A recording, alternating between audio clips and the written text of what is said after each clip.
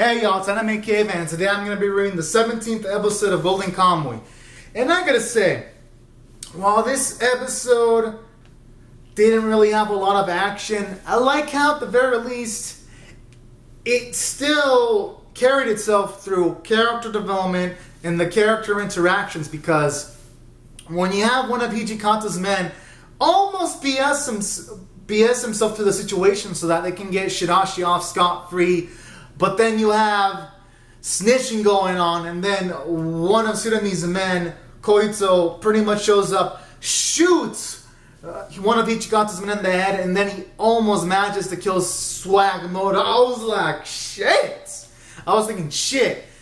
It really emphasized the intensity, and I kind of like that because, for one, if there's anything well that the show does really well, it's making things not come easily for our main crew. Because every single time they attempt to do something, either something goes terribly fucking completely wrong, and it just makes the episode much more exciting, because normally when animes have things go wrong, they do it and there's like no character development sometimes. It's just to have a fancy looking ass fight scene or an action set piece. And I like how in this anime it doesn't really do that. Instead, I like how it takes the time to give character development for Swagmoto, because when Shirashi's about to be shot and Sugimoto just stands in the way and he takes a bullet for Shirashi, I was like, bro, man.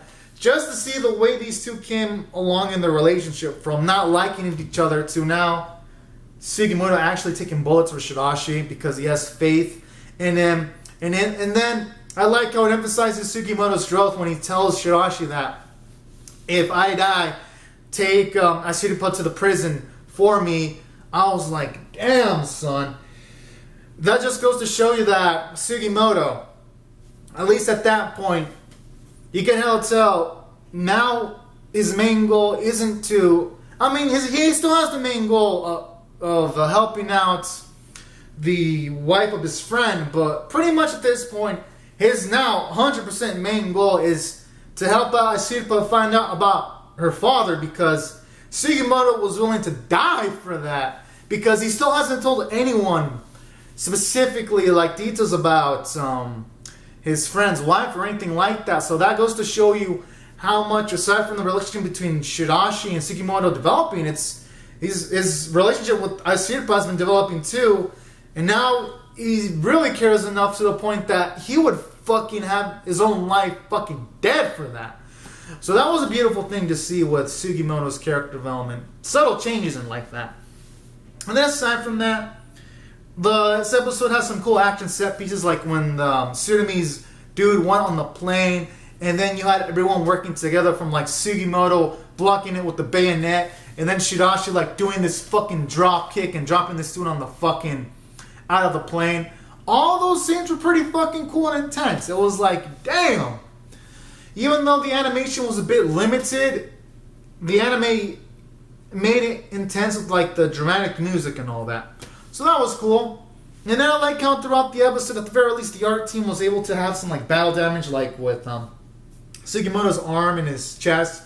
For good portions of the episode, they were actually bleeding, which is nice, because I remember in one of the previous episodes I complained like when Nogata got shot, but you didn't see scratches. But I like how at least in this episode, the animators knew enough to be like, well, Sugimoto got shot, might as well have wounds show up throughout the whole episode. So I like how they didn't just be like fucking lazy, or have something like Sugimoto's wounds heal instantly, or some kind of bullshit like that. So that was a plus. And then aside from that, I really like the end portion of the episode when you have Asiripa gain a bit of character development, because when it's getting cold and her and Sugimoto like skin this deer alive, and then Sugimoto's talking about how he had to like imagine how other soldiers, they don't feel the same pain that we do, in order to like be able to kill them, in order to like make it easier to fight in wars. I like that, especially when he mentioned that there was like this food he didn't eat before the war started, and he hasn't eaten it ever since. And when that street was like, if you eat that, is there any way to like go back to how you were formerly? I was like, damn, that was an adorable scene, right there, because Sugimoto's finally opening up to other people. And then when Asipa's like, I want to eat those piercing missions with you, and I want you to take me with you to your hometown.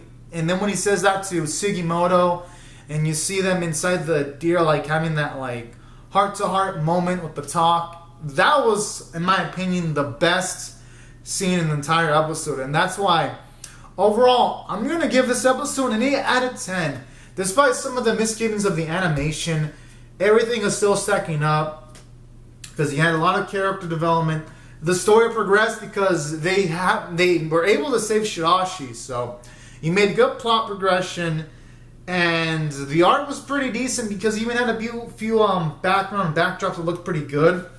And that's why I really like this episode, despite some of the animation misgivings here and there. So anyways, guys, comment down your thoughts in the comment section below in the video. Rate the video, subscribe if you want to see more reviews, and I'll see you guys next week. Bye-bye.